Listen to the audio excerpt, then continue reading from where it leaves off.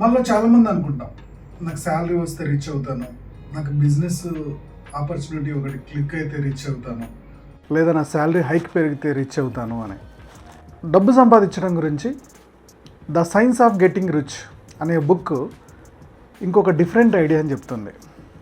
So అసలు ఆ బుక్లో ఏం చెప్పారు, మన రిచ్ అవ్వడానికి ఈ బుక్లో ఉన్న పాయింట్స్ని ఎలా మనం కనెక్ట్ చేసుకోవచ్చు అని ఈరోజు మనం ఈ బుక్ సమ్మరీని చూడబోతున్నాం.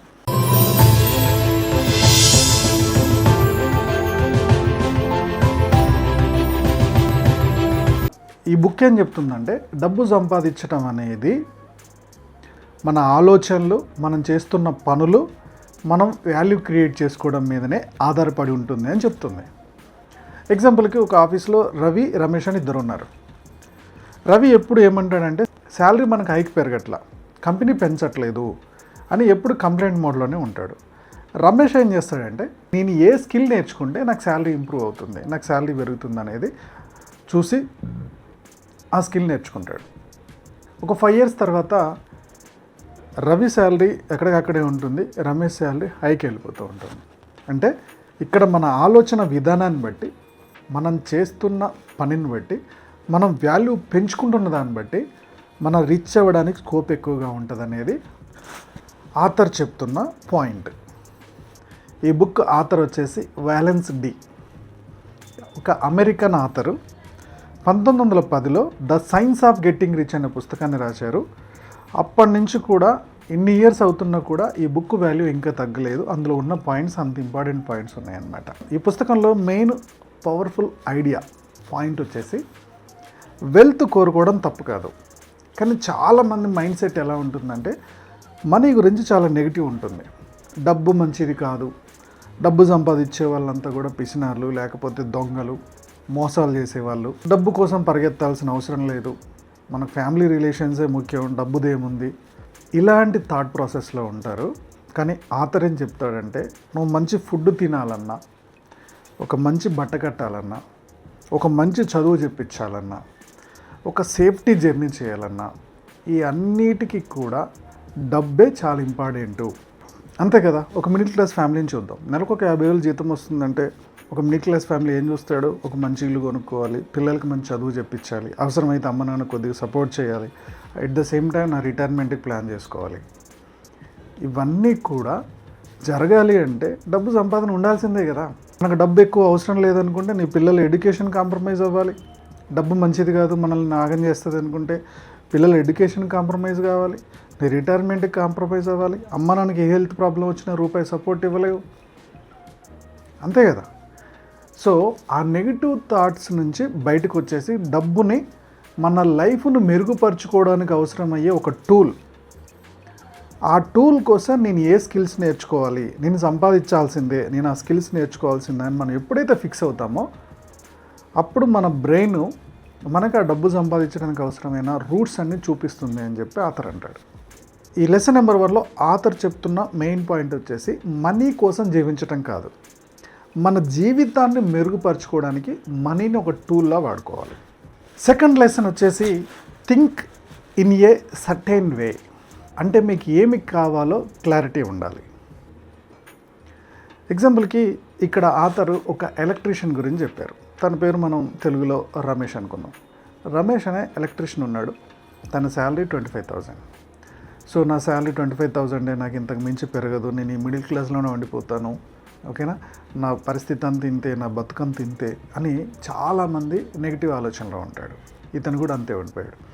మీరు ఒక జాబ్ చేస్తున్నా, ఏదైనా బిజినెస్ చేస్తున్నా, బిజినెస్లో కాంపిటీషన్ ఎక్కువ ఉంది, నా బిజినెస్లో రూపాయి రాదు, నా సెల్ఫ్ ఎంప్లాయ్మెంట్లో కాంపిటీషన్ ఎక్కువ ఉంది, నాకు ఇప్పుడు సూపర్ మార్కెట్, నాకు ఒక కిరాణా షాప్ ఉంది, సూపర్ మార్కెట్లో వచ్చేసి నా బిజినెస్ని డల్ చేసాయి, లేకపోతే కార్పొరేట్ కంపెనీస్ అన్నీ నా బిజినెస్లోకి ఎంటర్ అయిపోయి చిన్న చిన్న బిజినెస్ మ్యాన్లో దెబ్బతింటున్నాం, మా పరిస్థితి ఇంతే, మాకు ఇన్కమ్ లేదు, ఇలా నెగిటివ్ ఆలోచించుకుంటా వెళ్ళిపోతూ ఉంటారు. ఎలక్ట్రీషియన్ ఆ 25,000 దగ్గరే ఆగిపోయాడు. కానీ ఒకరోజు ఆలోచించడం స్టార్ట్ చేశాడు, నేను ఇంకేం చేయగలను. అప్పుడు తనకు అనిపించింది, ఈ ఎలక్ట్రీషియన్ జాబ్ వచ్చిన తర్వాత నేను సండే ఖాళీ ఉంటున్నాను కదా, సండే నేను బయట ఈ ఎలక్ట్రీషియన్ సర్వీస్ ఇవ్వాలి అని చెప్పి ఒక చిన్న స్టోర్ లాగా పెట్టుకున్నాడు. సండే ఎవ్రీ మంత్ ఒక 3,000 రావడం స్టార్ట్ అయింది.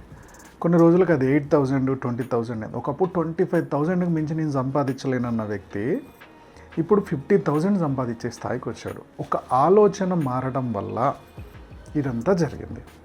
ఆథర్ ఏమంటాడంటే possibility plus purpose plus action, ఈ 3 క్లారిటీ ఉండాలి. పాజిటివ్ థింకింగ్ ఒకటే సరిపోదు.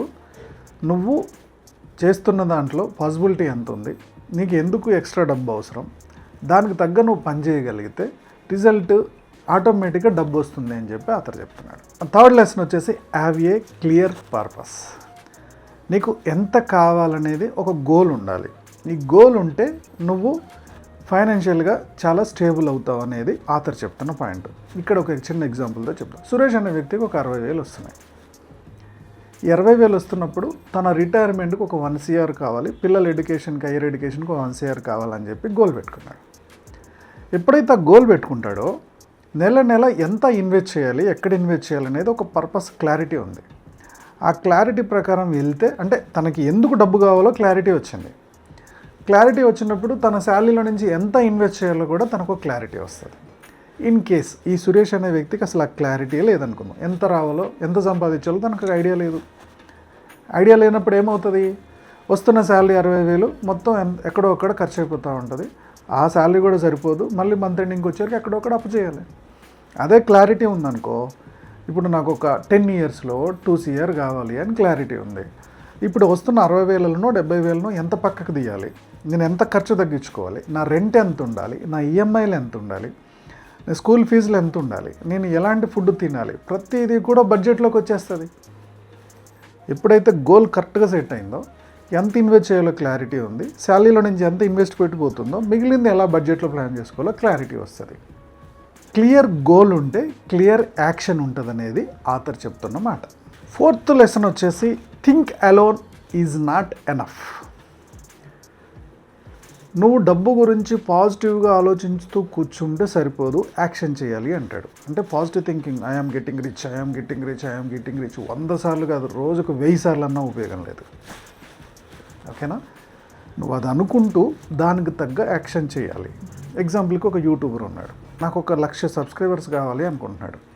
సూపర్ గోల్, పాజిటివ్గా నాకు 1,00,000 సబ్స్క్రైబర్స్ వస్తున్నారు అంటున్నాడు. కానీ ఇక్కడ వీడియో క్వాలిటీ ఇంప్రూవ్ చేయట్లా, థంబ్నెయిల్ ఇంప్రూవ్ చేయట్లా, కామెంట్స్కి రిప్లై ఇవ్వట్లా, కన్సిస్టెంట్గా పోస్ట్ చేయట్లా, నెలకి వారానికి ఒక 2-3 పోస్ట్ అనుకున్నాం, అవి కూడా చేయట్లా.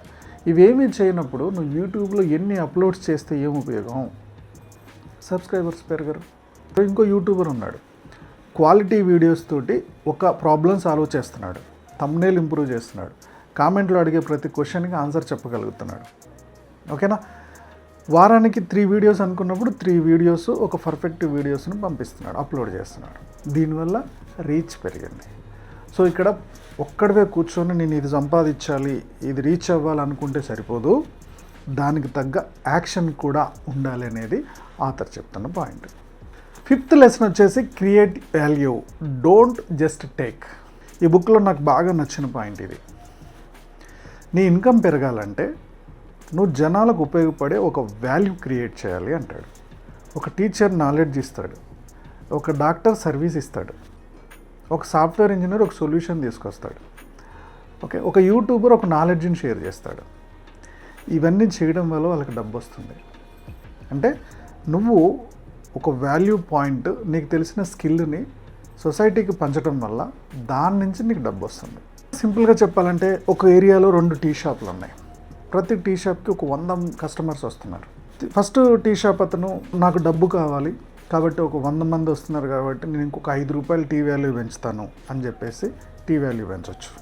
కానీ రెండో అతను ఏం ఆలోచిస్తున్నాడంటే నేను టీని ఇంకా ఎలా బెటర్ చేయాలి, అంటే క్వాలిటీ ఎలా ఇంప్రూవ్ చేయాలి, టేస్ట్ ఎలా ఇంప్రూవ్ చేయాలి, నేను ఇంకా స్పీడ్గా సర్వీస్ ఎలా ఇవ్వాలి, అంటే టీ కోసం వాళ్ళు ఎక్కువసేపు వెయిట్ చేయకుండా తొందరగా ఇచ్చే ఏర్పాటు ఎలా చేసుకోవాలి, నేను నా అట్మాస్ఫియర్ ఇంకా క్లీన్గా ఎలా ఉంచాలి, అంటే కస్టమర్కి టేస్ట్ ఎలా ఇవ్వాలి, మంచి సర్వీస్ ఎలా ఇవ్వాలి, ఎట్ ద సేమ్ టైము ఎలా క్లీన్గా ఉంచుకోవాలి, ఇవి ఆలోచిస్తున్నప్పుడు రిపీట్ కస్టమర్స్ వస్తుంటారు.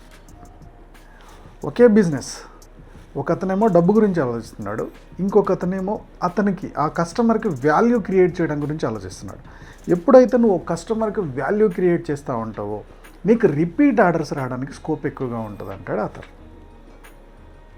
మీ బిజినెస్ అయినా మీ లైఫ్ అయినా, నువ్వు చేస్తున్న బిజినెస్లో, నువ్వు చేస్తున్న జాబ్లో నీకు అవతల వాళ్ళకి ఏం వాల్యూ క్రియేట్ అవుతుంది, దాని మీద నీకు నీ డెవలప్మెంట్ ఆధారపడి ఉంటుంది. 6th లెసన్ వచ్చేసి కాంపిటీషన్ వర్సెస్ క్రియేషన్.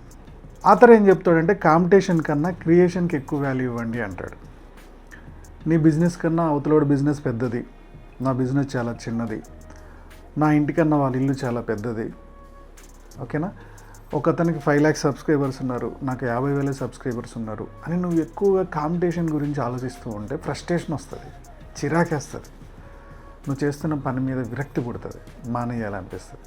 దానికన్నా నీ 50,000 సబ్స్క్రైబర్స్కి నువ్వు ఎలాంటి క్వాలిటీ నాలెడ్జ్ ఇవ్వగలవు, నీ బిజినెస్లో ఉన్న కస్టమర్స్కి నువ్వు ఎలా వాల్యూ క్రియేట్ చేయగలవు, ఉన్న వాళ్ళకి బెస్ట్ క్వాలిటీ ఏమి ఇవ్వగలవో నువ్వు ఆలోచిస్తున్నప్పుడు ఆటోమేటిక్గా నీ బిజినెస్ గ్రోత్ ఉంటుంది, లేదా నీ మనీ రావడానికి ఉన్న స్కోప్స్ అన్ని మెరుగుపడతాయి. కస్టమర్కి బెటర్ సొల్యూషన్, బెటర్ సర్వీస్ ఇవ్వడమే సస్టైనబుల్ గ్రోత్కి ఫౌండేషన్ అంటాడు ఆథర్. 7th లెసన్ వచ్చేసి gratitude plus positive mind set గురించి కూడా మాట్లాడాడు. అంటే what you have appreciate, what you want work hard. దీన్ని ఒక ఎగ్జాంపుల్తో చూద్దాం. ఒక వ్యక్తికి 30,000 శాలరీ వస్తుంది. 30,000 శాలరీ వస్తే నా శాలరీ ఇంతే, నా లైఫ్ ఇంతే, నా కంపెనీ వరస్ట్ కంపెనీ అని కూర్చుంటే వేస్ట్. ఇదే వ్యక్తి పాజిటివ్ థింకింగ్ చేస్తూ నాకు 30,000 శాలరీ చాలా హ్యాపీ, నేను 50,000 శాలరీకి వెళ్ళాలి, దానికి నేనేమి స్కిల్స్ నేర్చుకోవాలి, లేదా నేను ఇంకో కంపెనీకి ఎలా షిఫ్ట్ అవ్వాలి, ఎలా రెజ్యూమ్ ఫార్వర్డ్ చేసుకోవాలి, ఎలా మెరుగుపరచుకోవాలి, నా ఎక్స్పీరియన్స్ని ఎలా హైలైట్ చేసుకోవాలి, ఇవి ఆలోచిస్తూ ఉంటే యాక్షన్లోకి వెళ్తాం. ఓకే, ఇప్పుడున్న దానికి అసలు బయట జాబులు లేకుండా ఉన్న వాళ్ళతో పోల్చుకుంటే ఇప్పుడు నువ్వు సంపాదిస్తున్న దానికి గ్రాటిట్యూడ్ ఇవ్వవు. ఎట్ ద సేమ్ టైం ఉన్న దాని నుంచి ముందుకు కదలడానికి నువ్వు పాజిటివ్ థింకింగ్తో ముందుకెళ్ళు, పాజిటివ్ మైండ్ సెట్తో ముందుకెళ్ళు అని ఆథర్ చెప్తున్నాడు. సో మెయిన్ పాయింట్స్ అన్నీ నేను ఈ బుక్లో కవర్ చేశాను. ఈ పాయింట్స్ మీకు ఎలా అనిపించాయి కామెంట్లో పోస్ట్ చేయండి. మీకు నచ్చిన పాయింట్ కామెంట్లో పోస్ట్ చేయండి, లేదా మొత్తం నేను చెప్పిన పాయింట్స్ అన్నీ కూడా టైప్ చేసి ఇక్కడ పెట్టండి. హలో ఫ్రెండ్స్, సండే 11 నుంచి 1 o'clock ఒక వర్క్షాప్ నడిపించబోతున్నాం. సో ఈ వర్క్షాప్లో అసలు మీ ఫైనాన్షియల్ డ్రీమ్స్ ఏంటి, ఇప్పుడు ఈ ఇన్ఫ్లేషన్ తగ్గట్టు మీ పిల్లల ఎడ్యుకేషన్కి ఒక మంచి కాలేజీలో చదివించాలనుకుంటే పేమెంట్ సీట్ అయితే ఎంత ఖర్చు వస్తుంది, ఎక్కడ సేవ్ చేసుకోవాలనేది కూడా చెప్తాము. పిల్లల మ్యారేజ్కి ఎలా ప్లాన్ చేసుకోవాలి, మీకు రిటైర్మెంట్ ప్లాన్, ఎంత బడ్జెట్లో ఇల్లు కొనాలి, మీ శాలరీకి ఎంత బడ్జెట్లో కారు కొనాలి, యాక్చువల్గా మీ శాలరీకి ఇన్సూరెన్స్ ఎంత ఉండాలి, ఈ ఫైనాన్షియల్ క్యాలిక్యులేషన్స్ అంతా మీకు ఎవరైనా ఒక ఫైనాన్షియల్ అడ్వైజర్ చేసి ఇవ్వాలంటే బయట 8,000 తీసుకుంటారు, మనం 499 రూపీస్కే ఈ ఫైనాన్షియల్ ప్లానింగ్ ఇస్తాము. ఇంట్రెస్ట్ ఉన్న వాళ్ళు ఫోన్పే కానీ జీపే కానీ ఇక్కడ కనపడుతున్న నెంబర్కి చేసి సేమ్ అదే నెంబర్కి స్క్రీన్ షాట్ పంపించండి. ఓకే ఫ్రెండ్స్, మనం వర్క్షాప్లో కలుద్దాం. సో ఈ వీడియో మీకు నచ్చినట్టయితే లైక్ చేయడం, షేర్ చేయడం మర్చిపోవద్దు. మా యూట్యూబ్ ఛానల్ చూస్తున్న మా వ్యూవర్స్ అండ్ సబ్స్క్రైబర్స్ లైఫ్లో ఎప్పుడు కూడా గొప్పగా స్థిరపడాలని కోరుకోవడంలో మీ ఆర్కే ముందుంటాడు. Go self made.